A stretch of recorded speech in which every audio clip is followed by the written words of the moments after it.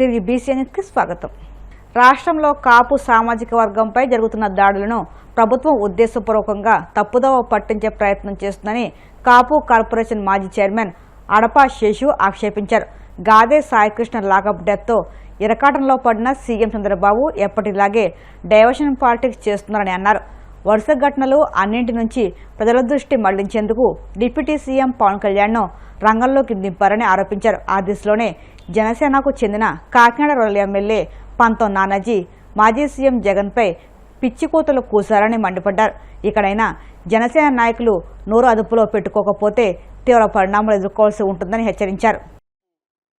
కులం మీద దాడి ఏ విధంగా ఎంత నీచంగా ఈరోజు జరుగుతున్నటువంటి దాడులన్నిటినీ కూడా ఎంత నీచంగా చిత్రీకరిస్తా ఉన్నారంటే, ఒక పక్క సాయి కృష్ణ పోలీసులే తీసుకెళ్లి మరి లాకప్ డౌన్ చేయటమే కాకుండా శవాన్ని కూడా మాయం చేసేటువంటి పరిస్థితి. అట్లాగే క్రాంతి కుమార్ అతన్ని కారుతో గుద్దించి చంపించింది కానీ, గంగమ్మను కానీ, మరి కళావతి తిరుపతమ్మ వంటి ఘటనలన్నీ కూడా కేవలం క్రైమ్కు సంబంధించినటువంటి హత్యలు. ఇవన్నీ కూడా ప్రభుత్వానికి సంబంధించినటువంటి హత్యలు. ఈ హత్యల్ని ఏ విధంగా తప్పుదోవ పట్టించే విధంగా ఈ రాష్ట్ర ప్రభుత్వం కానీ పవన్ కళ్యాణ్ ద్వారా వ్యవహరిస్తున్నటువంటి తీరును కానీ ఈరోజు మీరందరూ కూడా తెలుసుకోవాలని చెప్పి మీ ద్వారా నేను తెలియజేస్తా ఉన్నా. నాయకుడే రోడ్డు మీదకి వచ్చి మాట్లాడండి అని చెప్పి వాళ్ళ ఎమ్మెల్యేలకి వాళ్ళ అనుయాయులకి ప్రోత్సహించేటువంటి పరిస్థితిని దయచేసి మీ ద్వారా నేను చూడమని చెప్పి ప్రార్థిస్తా ఉన్నా.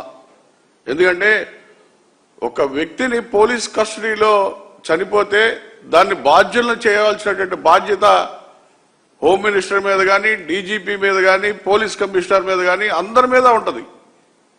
మరి అటువంటి పరిస్థితుల నుంచి పక్కదోవ పట్టించడానికి వైఎస్ఆర్సీపీ ఆత్మీయ సమావేశం అనేది ఒక పిలుపునిస్తే దాన్ని వంకబెట్టుకొని పవన్ కళ్యాణ్ గారిని తీసుకొచ్చి దాని గురించి మాట్లాడించి ఆఖరికి వైఎస్ఆర్సీపీలో ఉన్నటువంటి కాపుల్ని గోండాలుగా చిత్రీకరించినటువంటి పరిస్థితి, ఎంత దౌర్భాగ్యమైన పరిస్థితిని మనం చూస్తా ఉన్నాం అనేది దయచేసి మీరు గమనించమని చెప్పి మీ ద్వారా వేడుకుంటా ఉన్నా. మరి నిన్న మాట్లాడారు. రాష్ట్ర ప్రభుత్వం అన్ని అంగన్వాడీ కేంద్రాలకు ఇండక్షన్ స్టవ్లు, నాణ్యమైన స్టీల్ పాత్రలను పంపిణీ చేస్తుందని రాష్ట్ర public accounts committee chairman Bhimavaram MLA Pulaparthi Ramanjaneyulu అన్నారు. పశ్చిమ గోదావరి జిల్లా వీరవాసరం మండలంలోని 74 అంగన్వాడీ కేంద్రాలకు ఎమ్మెల్యే కార్యాలయంలో ఇండక్షన్ స్టవ్లు, స్టీల్ పాత్రలను ఎమ్మెల్యే అంజుబాబు చేతుల మీదుగా అందజేశారు. ఈ సందర్భంగా ఎమ్మెల్యే మాట్లాడుతూ స్వచ్ఛమైన వంట విధానాన్ని ప్రోత్సహించడం, గ్యాస్ వాడకాన్ని తగ్గించడం ప్రభుత్వ ప్రధాన లక్ష్యమన్నారు. రాష్ట్రంలో సుమారు 32 కోట్లతో 55,000 కేంద్రాలకు ఎనర్జీ ఎఫిషియంట్ ఇండక్షన్ స్టవ్లు, స్టీల్ పాత్రలను అందించడం జరుగుతుందన్నారు. అధికారంలోకి వచ్చిన తర్వాత విద్యకు పెద్ద పీట వేయటం జరిగింది. అంగన్వాడీ సెంటర్స్ అన్ని అభివృద్ధి చేసి పిల్లలకి పౌష్టికాహారం పెట్టాలనే ఆలోచనతో ఎప్పుడైనా గ్యాస్ అయిపోతే వాడు ఇబ్బంది పడకుండా ఉండాలని ఆలోచన చేసి కరెంటు స్టవ్లు కూడా ఏర్పాటు చేయడం జరిగింది. గతంలో బేవాల మున్సిపాలిటీలో ఇచ్చాం. ఇప్పుడు వీరవాసరం మండలంలో 74 అంగన్వాడీ కేంద్రాల్లో ఈ 74 మందికి ఈ గ్యాస్ స్టవ్లు, వంట పాత్రలు ఇవ్వటం జరుగుతుంది. దీనివలన పిల్లలకి నాణ్యమైన ఆహారం పెట్టడానికి ఇబ్బంది లేకుండా ఉండటానికి ఉపయోగపడుతుందని చెప్పి ఆలోచన చేశారు. రాష్ట్ర ప్రభుత్వం మన విద్యాశాఖ మంత్రి లోకేష్ గారి ఆధ్వర్యంలో అంగన్వాడీ సెంటర్స్ అన్ని కూడా బ్రహ్మాండంగా జరగాలని చెప్పి ఆలోచన చేశాం. దానిలో భాగంగా 74 స్కూల్స్ కి కరెంటు స్టవ్లు, వంట పాత్రలు ఇవ్వడం జరిగింది. మన కాన్స్టిట్యున్సీలో అంగన్వాడీ సెంటర్లు వీరవాసరం మండలంలో ఉన్న 74 అంగన్వాడీ సెంటర్లకి ఈ కరెంటు స్టవ్లు, దానికి సంబంధించిన పాత్రలు అనేవి రావడం జరిగింది. ఇంతకు ముందే మున్సిపాలిటీలో ఆల్రెడీ 118 సెంటర్లకి వచ్చి ఉన్నాయి. 6 నెలలుగా వాళ్ళు వాడుతున్నారు. వీళ్ళకి గ్యాస్ ఆదా చేయడమే కాకుండా సమయం కూడా ఆదా అవుతుంది. వీటి మీద వాడుతూ అవసరమైనప్పుడు గ్యాస్ వాడుకుంటారు. ఇవి 2 కూడా ఉన్నాయి అంగన్వాడీ సెంటర్లో. పిల్లలకి వీటి మీద కుక్ చేసి పెట్టడానికి ఇవి గవర్నమెంట్ ద్వారా కృష్ణలంక సీఐ నాగరాజు అరెస్టును నిరసిస్తూ ఆయనకు మద్దతుగా పశ్చిమ గోదావరి జిల్లా భీమవరం టూటూలోని డీమార్ట్ సెంటర్ వద్ద ఫిట్ జోన్ జిమ్ చందు మిత్ర బృందం ఆధ్వర్యంలో ధర్నా నిర్వహించారు. ముందుగా ప్రకాశం చౌక్ నుండి అంబేద్కర్ సెంటర్ వరకు ర్యాలీ నిర్వహించి నిరసన తెలిపారు. ఈ సందర్భంగా సుంకర దాసును నాచు గోపాలకృష్ణ, దాసరి చందులు మాట్లాడుతూ నీతి నిజాయితీకి మారు పేరు సిఐ నాగరాజు అని సంఘ విద్రోహ శక్తులు పాలిట సింహస్వప్నం అని ఆయన అరెస్టును ప్రజా సంఘాల ద్వారా ఖండిస్తున్నామని అన్నారు. నిజాయితీగల పోలీస్ ఆఫీసర్ని కాపాడుకుందాం. నిజాయితీగల పోలీస్ ఆఫీసర్ని కాపాడుకుందాం. Save police, punish criminals. నిజాయితీగల పోలీస్ ఆఫీసర్ని కాపాడుకుందాం. నిజాయితీగల పోలీస్ ఆఫీసర్ని కాపాడుకుందాం. నిజాయితీగల పోలీస్ ఆఫీసర్ని కాపాడుకుందాం. Save police, punish criminals.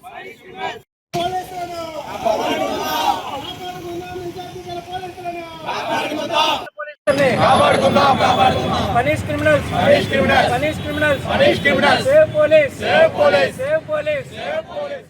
మన రాజకీయ వ్యవస్థ చేతుల్లో నలిగిపోతున్న సిఐ నాగరాజు గారికి మద్దతుగా మన భీమవరం ప్రజలందరూ ఈ ర్యాలీ చేయడం జరుగుతుంది. మన ఈయన 2019-20 ఆ టైంలో, కరోనా టైంలో ఈయన భీమవరంలో అనేక సేవలు అందించారు. ఈయనకి యూత్కి మార్గదర్శకంగా నిలిచేవారు. అటువంటి వ్యక్తి ఇలాగా చేయడం అన్నది కరెక్ట్ కాదు. క్రిమినల్స్ కి సపోర్ట్ చేస్తున్న రాజకీయ నాయకులు మనకి ఎటువంటి సందేశిస్తున్నారో మనకు అర్థం కావట్లా. ఆయనకి సపోర్ట్ గా ప్రతి ప్రాంతంలోని ప్రతి వాళ్ళు మద్దతుగా ఉండాలని నా మనస్ఫూర్తిగా కోరుతున్నాను. మన దేశంలో నిజాయితీగా చేసే అధికారులకు ఏం జరుగుతుందో అందరికీ తెలుసు.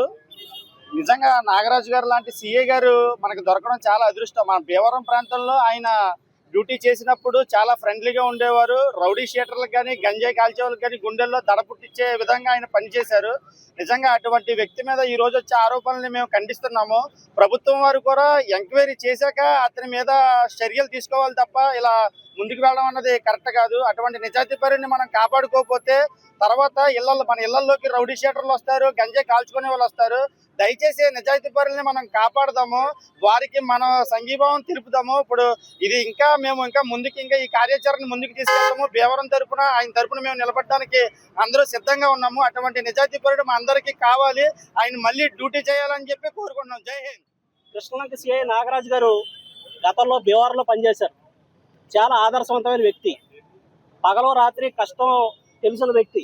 సామాన్యమైన పేద రైతు కుటుంబంలో పుట్టి ఆయన అచంచలమైన విశ్వాసంతో ప్రజలందరికీ సేవ చేసి ఆయన భీమవరమే కాదు, తాడేపల్లిగూడనే కాదు, విజయవాడనే కాదు, ఎక్కడ చేసినా సరే ప్రతి ఒక్కరికి తోటి సిబ్బందిని ఆప్యాయంగా పలకరిస్తూ 10 మందిని కలుపుకుని వెళ్ళే వ్యక్తి. అలాంటి మనిషి ఇవాళ అక్కడ ఆయన అక్రమంగా బలిపశువుని చేసే కార్యక్రమం జరుగుతోంది. కావున గవర్నమెంట్ వారు స్పందించి అక్రమంగా అరెస్టు చేయొద్దు. నాగరాజు గారికి మా భీమవరం ప్రజల తరపున సంఘీభావం తెలియపరచడానికి మేము ఇక్కడికి వచ్చాం. గాదే సాయికృష్ణ అనే ఒక వ్యక్తి విషయంలో జరుగుతున్న ఈ ఆరోపణలన్నీ విషయం గురించి మనం సోషల్ మీడియాలోను, పేపర్లోను అన్నింటిలోనూ చూస్తున్నాం. ఈ సిఐ నాగరాజు గారు అనే ఆఫీసర్ ఇక్కడ భీమవరాన్ని కూడా చేశారు. ఆయన నిజాయితీ గురించి, ఆయన డ్యూటీ పట్ల ఆయన సిన్సియారిటీ, కమిట్మెంట్ ఈ భీమవరం ప్రజలందరికీ తెలుసు. అందువల్ల ఈ రోజు ఈ భీమవరం ప్రజలందరూ కూడా ఇలా రోడ్డు మీదకి వచ్చి ఆయన సంఘీభావం తెలియజేయడానికి వచ్చారు. ఆ సిస్టంలో ఏం జరిగింది ఏంటి అనేది అన్ని కూడా మన ఇన్వెస్టిగేషన్ ఏజెన్సీలు అన్ని కూడా బయటికి తీస్తాయి. అప్పటి వరకు కూడా అందరూ సంయమనం పాటించి అలాంటి నిజాయితీ గల ఆఫీసర్కి అందరూ కూడా సంఘీభావం తెలపాలి. అలాగే దాంతోపాటుగా న్యాయం కూడా జరగాలి అని మేము అందరం భీమవరం ప్రజల తరపున ముక్త కంఠంతో కూడా మేము ఆయనకి సంఘీభావం తెలుపుతున్నాం. అలాగే న్యాయం కూడా జరగాలి సాయికృష్ణ విషయంలో కూడా మేము అందరం కూడా కోరుకుంటున్నాం. సో ఇలాంటి సంఘటనలో అత్యంత పటిష్టమైనటువంటి పోలీస్ వ్యవస్థలకు కూడా మనోధైర్యాన్ని దెబ్బతీసే పరిస్థితుల్లో కనిపిస్తున్నాయి. ఈ రోజు మనం ఇంత స్వేచ్ఛగా ప్రశాంతంగా బతుకుతున్నామంటే అది పోలీస్ వ్యవస్థ పుణ్యమే. అలాంటి పోలీస్ వ్యవస్థను కూడా మనం వాళ్ళ మనోధైర్యాన్ని భయపెట్టే స్థితిలో ఇలాంటి సంఘటనలు జరుగుతున్నాయి. ఇవన్నిట్లో కూడా మనం సంయమనం పాటించి ఏం జరుగుతుందో మనం అంతా కూడా గమనిద్దాం. అంబేద్కర్ కోనసీమ జిల్లా అమలాపురంలో అంతర్జిల్లాల మోటార్ సైకిల్ దొంగలను పోలీసులు అరెస్ట్ చేశారు. నిందితుల వద్ద నుండి 38 మోటార్ సైకిల్ స్వాధీనం చేసుకున్నట్లు జిల్లా ఎస్పీ రాహుల్ మీనా తెలియజేశారు. రాజేష్ కుమార్, నరేష్, సూర్యతేజ, నాగచైతన్య, రవికుమార్లను అరెస్ట్ చేసి రిమాండ్కు తరలించినట్లు తెలిపారు.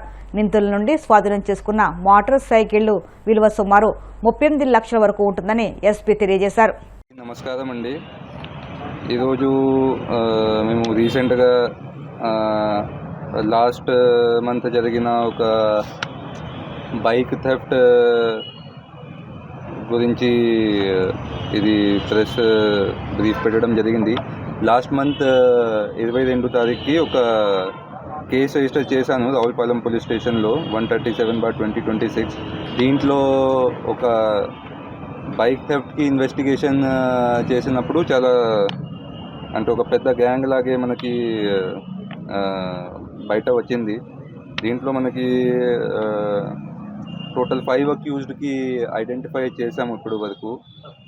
ఇది లొక్కరాజు రాజేష్ కుమార్, కళ్యాణం నరేష్, గుండుపల్లి సూర్యతేజ, రొట్టె నాగ చైతన్య, ఆలపు రవికుమార్. ఇది అందరికీ మన టీం ద్వారా పట్టుకోవడం జరిగింది. వాళ్ళతో టోటల్ ఇప్పుడు వరకు మేము 38 బైక్స్ రికవరీ చేయడం జరిగింది.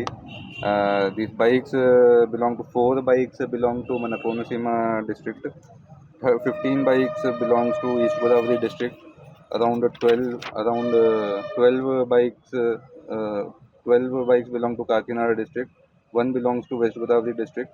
టోటల్ 38 అట్లాగే బైక్స్ రికవర్ చేయడం జరిగింది. దీంట్లో వాళ్ళకి మోడస్ ఆపరెండి ఏంటంటే ఇది ఎక్కడైనా పార్క్ అయినా బైక్స్కి ఎక్కడ వెళ్ళి ప్రెషర్తో వాళ్ళు హ్యాండిల్ లేకపోతే లాక్ బ్రేక్ చేసి ఇది స్పార్క్ ప్లగ్ తీసేసి షార్ట్ సర్క్యూట్ ద్వారా ఇది బైక్కి స్టార్ట్ చేసి అది దొంగతనం వాళ్ళు చేస్తున్నారు. సో ఇది గురించి మన టీం వాళ్ళు అంత సీసీటీవీ అనాలిసిస్ చేసి అండ్ ఇది మనకి సీసీటీవీ 360 డిగ్రీ యాప్ ద్వారా కూడా ఐడెంటిఫై చేయడం జరిగింది. సో దీంట్లో మనకి Ravulapalem police station team and మనకి సిసిఎస్ టీం. వార్తలు ముగించే ముందు ముఖ్యాంశాలు మరొక్కసారి. గత వైసీపీ హయాంలో వంశపారంపర్య సొంత పట్టా భూములను కూడా అక్రమంగా 22A1C కింద దేవాదాయ రికార్డులో చేర్చారు. మంత్రి ఆనం మండిపాటు. పవన్ కళ్యాణ్పై వైసీపీ నేతలు వ్యక్తిగత విమర్శలు చేయడం వారి రాజకీయ నిరాశకు నిదర్శనం. విమర్శలు గుప్పించిన మంత్రి కందుల దుర్గేష్. పవన్ కళ్యాణ్పై అనుచిత వ్యాఖ్యలు చేస్తే సహించేది లేదు. వైసీపీ నాయకులకు తీవ్ర హెచ్చరికలు జారీ చేసిన నరసాపురం ఎమ్మెల్యే బొమ్మడి నాయకర్. జనసేన నాయకులు నోరు అదుపులో పెట్టుకోకపోతే తీవ్ర పరిణామాలు ఎదుర్కోవాల్సి ఉంటుంది. హెచ్చరించిన కాపు కార్పొరేషన్ మాజీ చైర్మన్ అడపా శేషు. ఈ వార్తలు ఇంట్లో సమాప్తం. మరిన్ని వార్తల కోసం BCN digital YouTube channel, Facebook పేజీని ఫాలో అవ్వండి. అప్డేట్ల కోసం ప్లీజ్ సబ్స్క్రైబ్.